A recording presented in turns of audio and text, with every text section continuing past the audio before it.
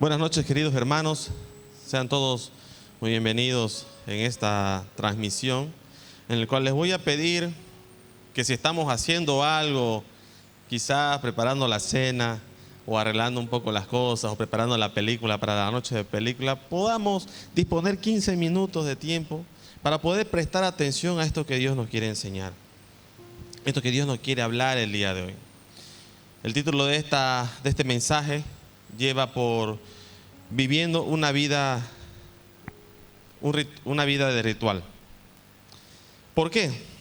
¿Por qué lleva este mensaje? Porque me gustaría abordar cosas que son básicas en una vida cristiana, que muchas veces nosotros dejamos de lado cuando nos llevamos mucho tiempo en la vida cristiana, mucho tiempo de conocer al Señor. Incluso también para los que son nuevos y no pueden entender lo que es la palabra cristianismo, ¿no? Nos va a ayudar a comprender mejor qué es esto de ser cristiano. ¿A qué nos hemos metido, digamos, ¿no? Por decirlo así. ¿Qué significa rito? Rito proviene de una palabra del latín ritalius, que significa en el uso específico de la palabra, es la forma probada de hacer algo, o es la actuación correcta de hacer algo, o la costumbre de cómo se debe hacer algo. Ese es un rito, ese es un ritual. Un ritual es el efecto de hacer un rito. Y existe rito en toda clase y en todo ambiente de nuestra vida cotidiana. Por ejemplo, es algo muy normal que cuando alguien llega y tú estás sentado y está llegando y viene a saludarte, que tú te pares y saludes y des la mano. Eso es un rito, es un ritual social. Otro ritual social es, por ejemplo, que tú entras a un restaurante o a un comedor y lo primero que dices es buenas tardes y buen provecho, y todo el mundo te responde buen provecho, ¿no? Es un ritual al cual ya nos hemos acostumbrado. Otro ritual es que cuando llegamos a una casa y a la puerta de la entrada hay una alfombra, ¿no? Deducimos que es para limpiarse los pies y nos limpiamos los pies. Son rituales. Es la forma correcta de hacer algo, ¿no? Son formas de hacer algo en que se nos arraiga tan profundo que muchas veces lo hacemos de manera inconsciente. Pero la mayoría relaciona la palabra rito y ritual no a las costumbres sociales que nosotros podamos tener en el día a día, más lo relacionamos con las costumbres religiosas en la cual se enfocan en los días al día. Hay los rituales andinos, por ejemplo, los rituales de la Pachamama, los rituales de las iglesias católicas y un montón de rituales, los rituales judíos. ¿Y qué ocurre con esto? ¿No? Nos acostumbramos tanto a relacionar la palabra ritual con estas situaciones que muchas veces creemos que el ritual es lo que le está agradando a Dios y lo que Dios busca que nosotros hagamos. Porque el ritual, volvamos al significado de la palabra, significa la forma correcta de hacer algo, ¿no? Y por eso es que lo enfocamos nosotros más a la parte religiosa, de que es la forma correcta de que a Dios le agradaría hacer las cosas. Y es por eso que muchas religiones tienden a enfocarse más en el ritual que en lo que es Dios. En los tiempos de la iglesia primitiva estaba tan lleno de estos rituales, de estos ritos de los judíos. Por ejemplo, uno de los más conocidos para poder entender mejor este tema y entrar más en el contexto es en el ritual de la circuncisión. Cuando Abraham, que fue el padre del pueblo de Israel, hizo el pacto con Dios, la seña de este pacto era la circuncisión, que todo varón a los 8 días de nacido se tenía que circuncidar. Con eso tú declarabas que eras un judío, hijo de Abraham y por lo tanto coheredero de las promesas que Dios le hizo al padre Abraham. Cuando en los tiempos de Jesús, cuando un gentil quería volverse al judaísmo antes del cristianismo, si un gentil quería volverse al judaísmo, lo primero que tenía que hacer este gentil era circuncidarse. Podemos ver en las historias bíblicas en la que muchos personajes, para poder demostrar el apego que tenían al pueblo de Dios, al pueblo de Israel, se circuncidaban. Pero cuando vino el tiempo de Jesús y nació el cristianismo, con Jesús a la cabeza, después de que Jesús nos dejó, partió hacia el cielo y dejó a sus apóstoles a cargo, y empezó la predicación del cristianismo, del evangelio de Jesús a los gentiles, muchos de los nuevos cristianos, que eran los judaicos, ¿no?, pedían que un gentil, antes de ser cristiano, tenían que ser judíos. O sea, les exigían que se circunciden para ser judíos, y una vez judíos, recién podían aceptar a Jesús como su Señor y Salvador, y recién podían ser salvos. Estaban arraigados en el ritual de la circuncisión. Esto causó mucha confusión entre los cristianos de esa época. Pablo, en la carta de los Gálatas, escribió toda la carta de Gálatas que escribió Pablo, está enfocado en este tema. Si tienen tiempo lo pueden leer, y sería excelente que lo lean para poder entender mejor lo que el Señor quiere hablar este día. Pero incluso Pablo ha tenido problemas con los líderes judíos, y en Gálatas 3 menciona que él, antes de ir a hablar a la iglesia de Jerusalén, él les dijo: yo enseño a los gentiles que no necesitan la circuncisión.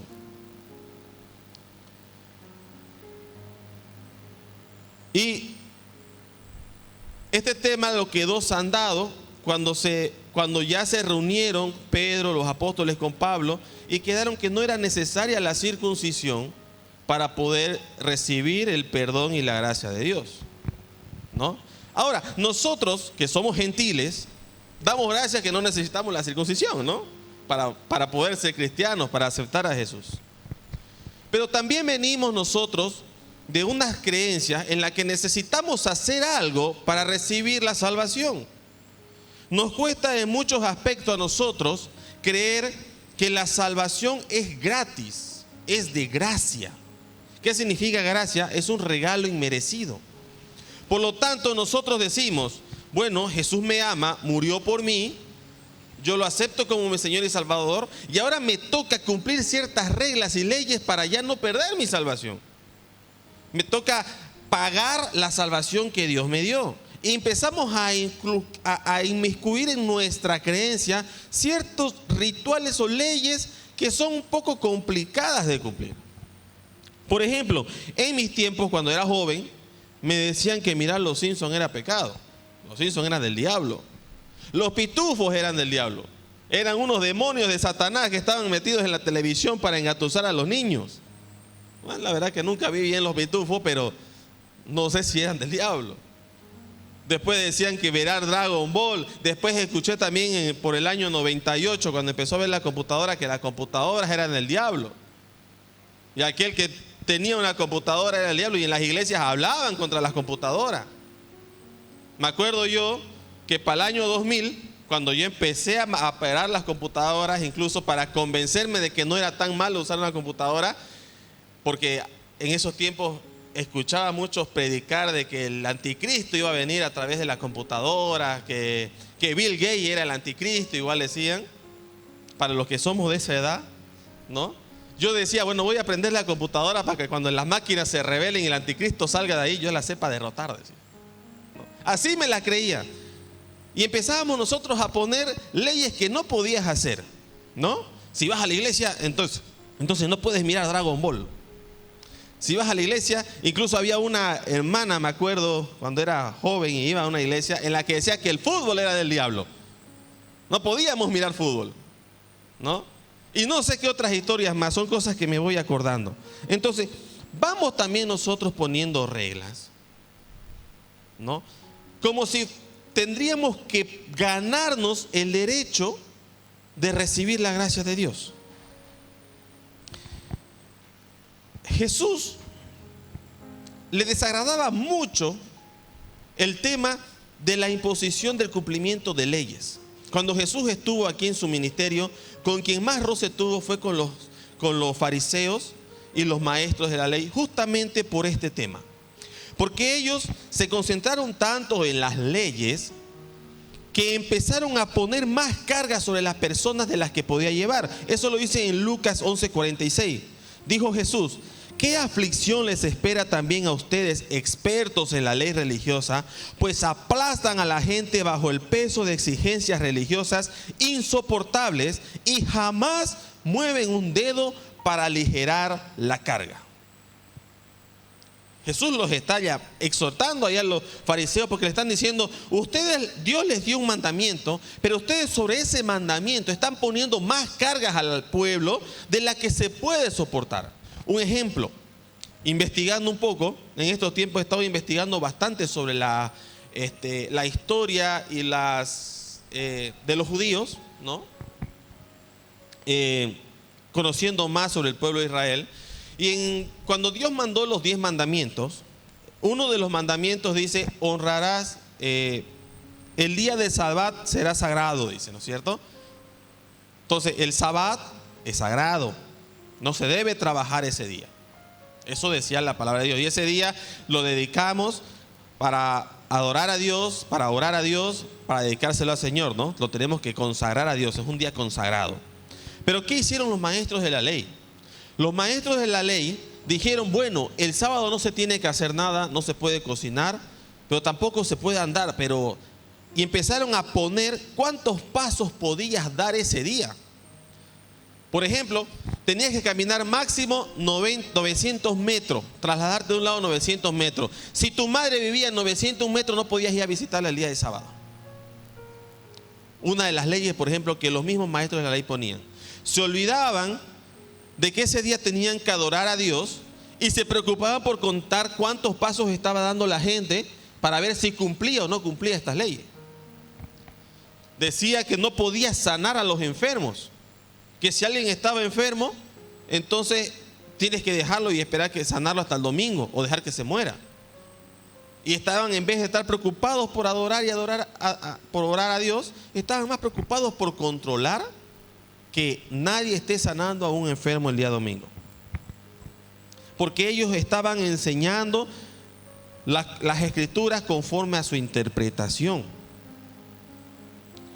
Ahora, eso pasaba antes, pero ¿pasará también ahora? ¿Cuántas veces hemos escuchado nosotros hablar de pastores, de evangelistas, hablar de ciertos líderes religiosos en la que dicen, en mi iglesia se enseña la sana doctrina? ¿Cuántos hemos escuchado hablar de la sana doctrina? Aquí se enseña lo que hace agradar al corazón de Dios. Eso yo lo he escuchado muchas veces. Y cuando vamos a inmiscuirnos en lo que están enseñando, está bien, es correcto, enseñan la palabra de Dios. Pero en muchas de esas ocasiones meten ciertas leyes que tú no puedes hacer. Como por ejemplo, las mujeres aquí en mi iglesia tienen que entrar con falda, no pueden entrar de pantalón. Eso no le agrada a Dios. Tienen que taparse el cabello. Los hombres tienen que venir de camisa y pantalón.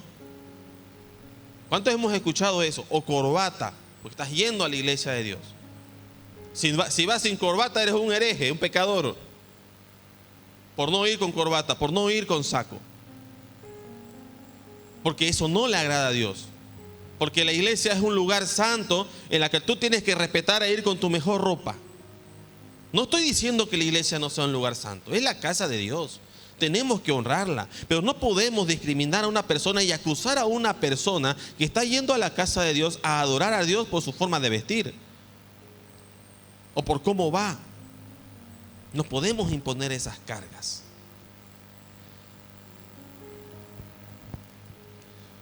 Nos olvidamos que Dios nos dio el regalo de la salvación de una forma gratuita, que es gracia, y es una gracia inmerecida. ¿Qué significa esto? Que nosotros no necesitamos hacer nada para ganarlo, pero estamos tan acostumbrados a hacer algo para ganar que volvemos a los ritos de antes. Por ejemplo, en el siglo XV, la gente que vivía inmiscuida en sus pecados, en sus perdiciones en esos tiempos, para que la gente no sienta culpa, se inventó lo que eran las indulgencias, la venta de indulgencias. ¿Qué significaba? Que si yo pagaba, iba a la iglesia y pagaba un cierto monto de dinero y mi pecado era perdonado. Ahí se inventó lo que es el purgatorio. Mientras más pecado yo tenía, mientras yo más pagaba, el tiempo en el purgatorio se iba a reducir. Y ahí yo podía entrar al cielo. Luego dijeron que aquellos que iban a pelear a las guerras de las cruzadas, no necesitaban pagar las indulgencias, podían ingresar al cielo. Y estábamos acostumbrados a hacer algo para ganarnos ese premio de la salvación. Y hoy en día, claro, criticamos eso, porque decimos, no, qué barbaridad, si la palabra no dice que tenemos que pagar, la salvación no tiene un precio. Pero imponemos cargas de decir, por ejemplo, si no vas a la iglesia, estás pecando. Cuidado, te vayas al infierno. Que no estás yendo a las reuniones entre semanas, cuidado que te vayas al infierno. Mi hermanito, usted no está ofrendando, cuidado te vayas al infierno. Y empezamos a condenar. Ojo, quiero aclarar algo, mi querido hermano. Congregarse es necesario. Dar a los pobres es necesario. Diezmar es un mandato de Dios. Pero aquí nosotros tenemos que ver con qué corazón estamos congregándonos. ¿Con qué corazón estoy yendo a las reuniones entre semana? ¿Con qué corazón estoy diezmando? Si lo hago para complacer a Dios porque no quiero sufrir el juicio que Él me va a dar, no es un buen corazón. Pero si yo lo hago porque amo tanto lo que Dios me regaló, que quiero entregarle a Él todo mi ser, y por eso voy y lo adoro los domingos, por eso busco acercarme a Él en las reuniones entre semana, por eso digo, bueno, lo que yo gano no me pertenece y le doy el 10% a Dios, y si puedo le doy más a Dios. Eso es otra voz, eso es otra cosa. ¿A qué quiero llegar con esto? Los rituales, mis queridos hermanos, de hacer algo porque así se hace durante mucho tiempo, y es lo que a Dios le agrada que yo haga sin entenderlo, nos puede dirigir a un camino muy peligroso de apartarnos de Dios y concentrarnos solamente en los rituales. ¿Qué decía David en el Salmo 51, 16 al 17? Dice, tú no deseas sacrificios, de lo contrario te ofrecería uno. Tampoco quieres una ofrenda quemada. El sacrificio que sí deseas es un espíritu quebrantado. Tú no rechazarás un corazón arrepentido y quebrantado, oh Dios. Muchas personas se apartan de la iglesia porque dicen, no, aquí en esta iglesia permiten todo. Aquí dejan que entren cualquier tipo de gente que piense de tal forma. Aquí permite que entran socialistas, comunistas, demócratas, meten hasta la política en la iglesia. Para empezar, Dios no es político. La iglesia es un hospital, y en el hospital van los enfermos, y no podemos nosotros meterle más enfermedad a este enfermo. Aquí en la iglesia estamos para acoger a las personas. Pero ¿qué pasa cuando empezamos nosotros entonces a decir, no, fulanito de tal es así, estás haciendo mal, y lo empezamos a condenar al infierno? O empezamos a acusar de que por lo que no estás haciendo, Dios está enojado contigo. Entonces vamos generando culpa en las personas. Culpa de decir, bueno, no estoy haciendo esto, y creemos que simplemente por no hacer algo ya Dios está enojado con nosotros. Y no es así. Dios no está preocupado por lo que tú estás haciendo. Dios no está preocupado por si tú estás yendo todos los días a evangelizar. Dios no está preocupado por si tú estás ofrendando de todo lo que das. Dios no está preocupado por cuántas veces madrugas y vas a la oración en la mañana. Vuelvo y repito, no estoy diciendo que esto está mal, esto es correcto hacerlo. Pero hay que ver con qué corazón lo estamos haciendo, para que no entremos en un ritual como lo hacía el pueblo judío. Hoy por hoy se están levantando tantas iglesias, tantas denominaciones, buscando volver a los rituales antiguos para agradar a Dios. Yo ya voy a dejar de ir a la iglesia evangélica, porque ahí no respetan los sábados, no respetan el sábado, porque ahí no respetan los mandamientos del Antiguo Testamento, y dejan de asistir, ¿no? O van a otra iglesia solamente porque hacen ritos. Por ejemplo, Algo muy común que he visto también es el tema de la Santa Cena. Muchos participan de la Santa Cena, ¿ya?, para poder recibir perdón de sus pecados y que Dios los perdone. No está mal. Pero ¿cuál es la instrucción que Dios dejó en la Santa Cena? Dice, haced esto en conmemoración mía, dijo Jesús, para recordar el sacrificio que Él hizo por nosotros. Donde nosotros tomamos la copa de vino y lo que vemos ahí es la sangre que Jesús derramó por nosotros. Donde tomamos el pan y vemos en el pan el cuerpo de Cristo que fue torturado, magullado, azotado por nosotros. Para recordar que ese debimos haber sido nosotros por culpa de nuestros delitos y pecados. Y en ese momento decir, Señor, tú entregaste esto por mí, tu carne, tu sangre. Perdóname mis pecados. Me acerco ante ti, perdóname, Señor, para ponernos a cuenta con Dios y poder participar de esa Santa Cena. Pero muchas personas no lo ven así. Muchas personas dicen, esta es la sangre y el cuerpo de Cristo, lo tomo y con esa estoy limpiando mis pecados sin confesárselos a Dios siquiera.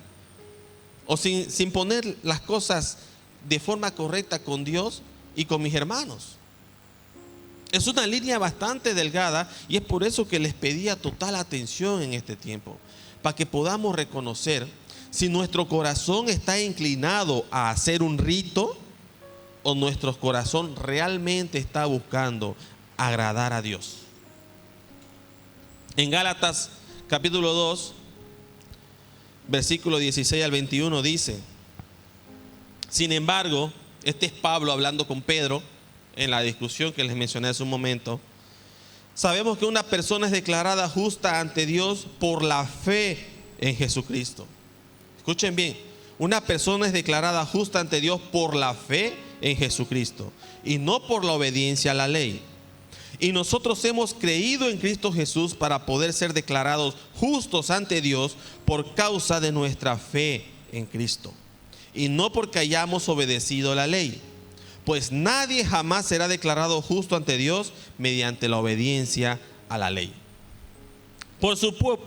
Pero supongamos, dice Pablo, que intentamos ser declarados justos ante Dios por medio de la fe en Cristo y luego se nos declara culpables por haber abandonado la ley. ¿Acaso esto quiere decir que Cristo nos ha llevado al pecado? Por supuesto que no. Más bien, soy un pecador si vuelvo a construir el viejo sistema de la ley que yo eché abajo. Pues cuando intenté obedecer la ley misma me condenó. Así que morí a la ley, es decir, dejé de intentar cumplir todas sus exigencias a fin de vivir para Dios. Mi antiguo yo ha sido crucificado con Cristo. Ya no vivo yo, sino Cristo vive en mí. Así que vivo en este cuerpo terrenal confiando en el Hijo de Dios, quien me amó y se entregó a sí mismo por mí. Yo no tomo la gracia de Dios como algo sin sentido, pues sin cumplir la ley pudiera hacernos justos ante Dios, entonces no habría sido necesario que Cristo muriera. No tienes que ser bueno para ser amigo de Jesús. Solo necesitamos tener un corazón sincero, constricto y humillado. Cuando nosotros llegamos a los pies de Cristo, la salvación se nos entrega como un regalo, un obsequio. Usted no tiene que hacer nada. No es que usted tiene que ser buena persona para aceptar a Jesús. Usted va a aceptar a Jesús y después va a ser buena persona, pero no como una obligación, sino porque en su corazón el Espíritu Santo va a tocar su corazón con la necesidad de agradar a Dios con sus acciones. Usted no necesita ir a la iglesia para ser salvo. Usted va a ir a la iglesia porque ahí se va a encontrar con Dios. Se va a ir a reunir con Dios. Por eso vamos a la iglesia. No vamos para agradar al pastor, para agradar al hermano, para encontrarnos. Vamos porque en ese lugar está Dios, el que se entregó por mí, y yo quiero ir a encontrarme con Él. Es una cita programada. Debemos tenerla marcada en la semana, que este día me voy a encontrar con el amor de mi vida. Así como cuando usted hace su cita con su enamorada y dije, nos vemos el viernes en el cine, y ese día se pone su mejor ropa, se baña, se pone perfume, cosa que nunca hace, para encontrarse con el amor de su vida. Pero lo hace porque es una obligación que usted tiene que ir para encontrarse con ella, o lo hace porque tiene un sentimiento especial por esa persona que la quiere agradar. Si lo hace por obligación, es un ritual. Es un ritual el ir a bañarme. Me baño porque dicen que me tengo que bañar para una cita. Me pongo perfume porque dicen que me tengo que poner perfume para la cita. Y lo hacemos como un ritual. Usted no lo va a hacer con agrado y la va a pasar pésimo en la cita. Pero si a la chica le gusta, va a decir: ¿dónde está mi mejor ropa? El perfume no tengo, me compraré. Lo mismo es con el Señor. Si usted hace las cosas por obligación, porque para que me vaya bien en la semana voy a ir a la iglesia, para recibir la bendición del pastor, porque si no, no me va a ir bien. Si solamente quiero eso, mi hermano está perdiendo el tiempo. Está viviendo un ritual. Su vida es un rito. Y eso no le agrada tanto a Dios. Siento decirlo así. Porque Dios lo que quiere es un corazón constricto y humillado, agradecido por el regalo que usted le está dando, que sienta la emoción de ir a encontrarse con Dios en su casa. No que usted se sienta obligado a que tenga que ir todas las mañanas a la oración, porque eso va a hacer que me miren bien, que les va a agradar a los líderes de la iglesia, y el Señor va a ver mi esfuerzo por ir a orar. Pero viene a orar sin ganas de hacerlo, sin ganas de buscar a Dios. O otro ejemplo más claro, cuando hacemos ayuno. No, yo quiero que el Señor me dé un trabajo, así que voy a ayunar. Y toda la semana voy a ayunar. Llega el día del ayuno y ya no comemos comida, no tomamos agua, pero nos dedicamos a hacer otra cosa y no buscamos en oración a Dios. Claro, estamos sacrificando nuestra carne, pero no estamos llenando nuestro espíritu, solamente nos estamos sacrificando. Eso no es un buen ayuno. Nosotros ayunamos para buscar de Dios, para buscar ser llenos del Espíritu Santo de Dios. Y si usted solamente lo hace porque es una obligación, porque con ayunar piensa doblarle el brazo a Dios para que Dios le cumpla su deseo, usted lo que está buscando es el genio de la lámpara mágica. Y Dios no es el genio de la lámpara mágica. Dios es la persona que se hizo hombre y murió por sus pecados, por los tuyos y por los míos. Cuando ayunes, realmente deja de comer, sí, pero busca a Dios en oración. No es solamente dejar de comer, eso no es un ayuno, eso es una dieta forzada. Hace un momento les hablaba de que escuchábamos en las iglesias predicar de la sana doctrina. Y cuando hablamos de las sanas doctrinas, muchas veces te imponen, porque aquí en esta iglesia se respeta los domingos, nadie trabaja, y un montón de reglas y leyes que volvemos nuevamente a los ritos. Pero Jesús habló cuál es la sana doctrina, lo resumió tan fácil que hasta Arjona lo supo decir. ¿Cómo lo dijo Arjona? Ahí se resume en amor, ve y practícalo, ¿no es cierto? Bien, ya. No me llame la atención por esto. Pero es la verdad. Jesús lo resumió Juan 13, 34 al 35. Así que ahora les doy un nuevo mandamiento. Ámense unos a otros, tal como yo los he amado. Ustedes deben amarse unos a otros. El amor que tengan unos por otros será la prueba ante el mundo de que son mis discípulos. No se trata aquí de obedecer leyes que le agraden a Dios. No hay algo que usted pueda hacer para forzar la mano de Dios y hacer que le agrade. Lo único que usted puede hacer es amar a su prójimo. Amar como Dios nos amó. Ese amor inmerecido, porque Dios nos amó antes de que nosotros lo conozcamos a Él. Dios entregó su vida por nosotros antes que lo conozcamos. Y Dios quiere que hagamos lo mismo con otras personas. Así sea nuestro enemigo, así nos maldiga, así nos traten mal, así nos traten como la peor persona, amémoslo. No hay más ritual. No es que usted tiene que caminar hasta Cotoca, ida y vuelta de rodilla 20 veces. No, solo ame a su prójimo, ame a Dios. Sienta esa alegría que da de conocer a un Dios poderoso, que murió por usted, que entregó su vida para que nosotros podamos pasar una eternidad con Él. Y si nosotros podemos entender este mandamiento, que es solamente amor, todo lo demás que vayamos a hacer, no lo vamos a hacer por obligación, lo vamos a hacer por amor, porque Dios es amor y no hay nada que no le agrade más a Dios que amemos a Él y a nuestro prójimo. Dios los bendiga, mis queridos hermanos. Amén.